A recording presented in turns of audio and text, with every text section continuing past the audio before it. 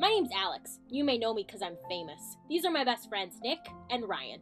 We live here, or in the general vicinity. Recently, we decided we were going to make videos to chronicle semi-believable dramatizations of actual events that have occurred in our day-to-day lives. Of course, none of our stories are based solely on truth, and we would never, under any circumstances, use the personality of someone we know to inspire a character. You know, like on those America's Most Wanted shows where they put in tiny font at the bottom, "This is a dramatization." Kind of like that, except no fine print. Anyway, so we started making videos. It occurred to us early on that writing these shorts was going to be easy, based solely on the fact that Nick and Ryan are pretty much just one big walking sitcom. Basically, they're constantly getting themselves into awkward situations with the opposite sex. Why? Normally I would blame video games, but in this case it would seem that they are both simply inept. Well, Ryan isn't completely inept. At least he's a sensitive one.